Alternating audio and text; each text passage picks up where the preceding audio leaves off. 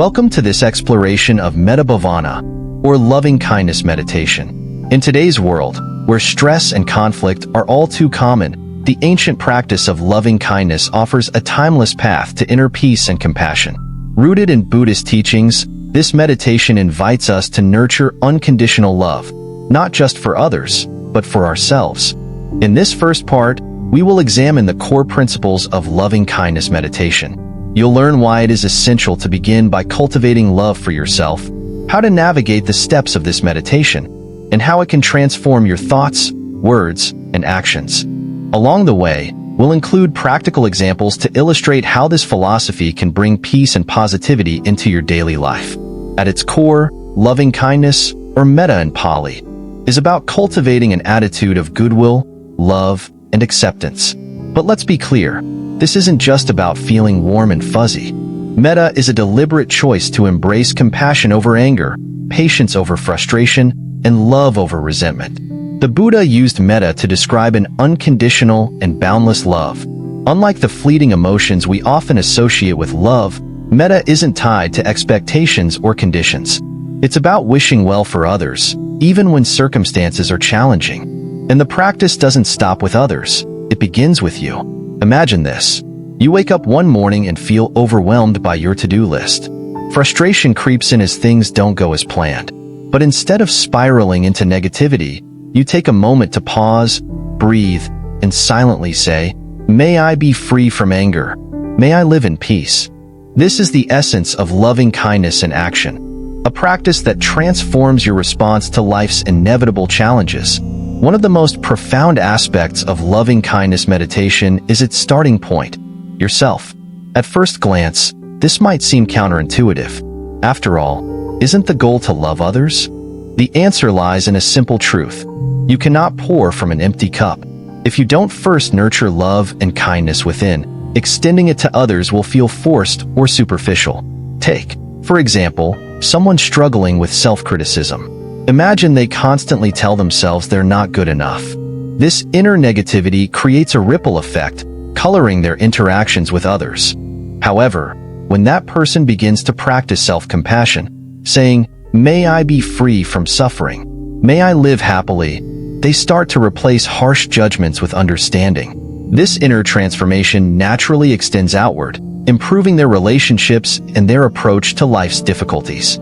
Now that we understand its importance, let's break down how to practice loving-kindness meditation.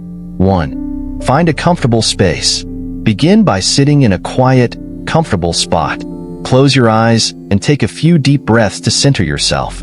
Allow any tension in your body to melt away as you prepare to focus your mind. 2. Direct kindness toward yourself. This is the foundation of the practice. Repeat phrases like, "Oh, may I be free from anger. Oh, may I be free from jealousy. Oh, may I live in peace. Oh, may I live happily." As you say these words, visualize yourself surrounded by a warm, golden light, a light that represents love and kindness. Feel it enveloping you, dissolving any negativity. Here's a tip. It's normal to struggle with self-compassion, especially if you're used to being your own harshest critic. If doubts arise, acknowledge them without judgment and gently return to your phrases. 3. Expand to others. Once you feel a sense of peace, begin to extend this kindness outward. Start with someone you love, perhaps a close friend or family member. Repeat phrases like, "Oh, may they be free from suffering. Oh, may they live in peace. Oh, may they be happy."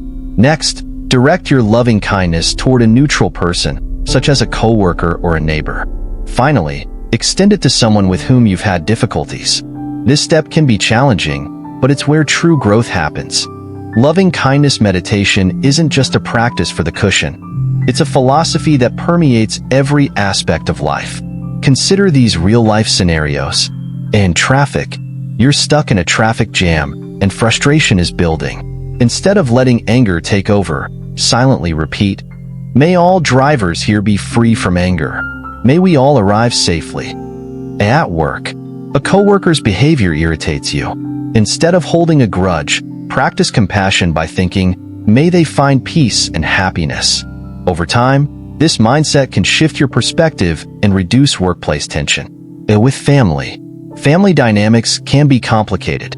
When conflicts arise, take a moment to breathe and silently wish, "May we all be free from suffering. May we understand each other with kindness." As you practice loving kindness meditation, you'll notice subtle but profound changes. You may find yourself reacting to challenges with greater patience or viewing others with more empathy. The simple act of wishing well for yourself and others can have a ripple effect, fostering positivity in your relationships and your environment. One practitioner shared this story. They began practicing loving kindness meditation during a difficult time at work. Initially, it felt awkward to wish well for coworkers they didn't get along with. But over time, the practice softened their resentment. They started noticing small acts of kindness in those coworkers and felt more at ease in their workplace. Now that we've explored the foundation of loving kindness meditation, it's time to deepen our practice. In the next part, we'll discuss how to overcome obstacles, incorporate metta into everyday life, and extend its benefits to larger communities. By doing so, we'll uncover how this ancient practice remains profoundly relevant in modern times. Stay tuned for the continuation, and don't forget to subscribe to our channel, Buddhism in Modern Life, for more transformative insights and practices. While the benefits of Metta Bhavana are profound, the journey isn't always smooth. Many practitioners face challenges, such as resistance to self-compassion, difficulty forgiving others, or struggling to sustain focus during meditation. Let's explore practical ways to overcome these obstacles and integrate loving kindness into your daily life. One common challenge is resistance, particularly when it comes to offering kindness to yourself or someone who has hurt you. 1. Self-compassion challenges. The issue. For many, offering love to oneself feels unnatural or even selfish. Negative self-talk can make self-compassion seem out of reach. The solution. Start small. If "may I live happily" feels too big, try something simpler, like "may I be okay."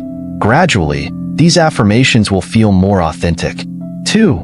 Forgiving others. The issue. Extending kindness to those who have hurt us can feel impossible, especially if the pain is fresh. The solution. Remember, loving kindness isn't about condoning harmful behavior. Instead, it's about freeing yourself from the burden of anger and resentment. Try this mindset: "I wish them peace so I can find my own peace." Meditation often requires consistent effort to stay focused. Your mind might wander, or emotions like frustration might arise. Practical tips for focus. Use visual aids. Picture a warm light radiating from your heart, growing brighter as you repeat phrases of loving kindness. Stay grounded in sensations. Focus on your breath or the feeling of your body sitting in stillness. These anchors can bring your attention back when it drifts. Set realistic goals. Start with just 5 to 10 minutes of practice each day and gradually increase as you feel more comfortable. The beauty of loving kindness meditation lies in its versatility. It's not confined to sitting on a cushion. You can carry its principles into every corner of your life. 1. Morning practice. Begin your day with a simple affirmation: "May I approach this day with kindness and peace." This sets the tone for a mindful and compassionate day. 2. Mindful interactions. During conversations, practice actively wishing the other person well. You don't have to say it out loud. Silently think, "May they feel understood and valued." 3. Random acts of kindness. Loving kindness isn't limited to thoughts. It's also about actions. Small gestures like smiling at a stranger or offering help to a colleague are practical ways to express metta.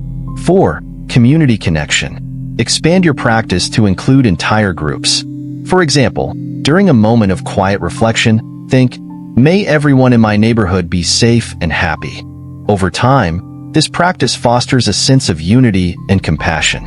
Practicing Metta Bhavana not only transforms your inner world, but also creates a ripple effect in your relationships and community. Consider this.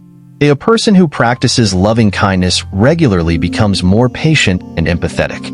Their energy naturally inspires those around them to respond with similar warmth. As more individuals cultivate loving kindness, a collective shift toward compassion and understanding can emerge, even in challenging environments. As we conclude this exploration of loving kindness meditation, remember that metta is a journey, not a destination. Some days, the practice will flow effortlessly. Other days, it may feel difficult. Both experiences are part of the path. Whether you're wishing yourself peace during a tough moment, offering kindness to a friend, or extending love to a stranger, you're contributing to a more compassionate world. We invite you to try this. For the next 7 days, spend just 5 minutes each day practicing loving kindness meditation. Start with yourself, then expand to others. Notice how this practice influences your thoughts, emotions, and interactions. Share your experiences in the comments below. Your journey might inspire someone else to begin their own practice of metta.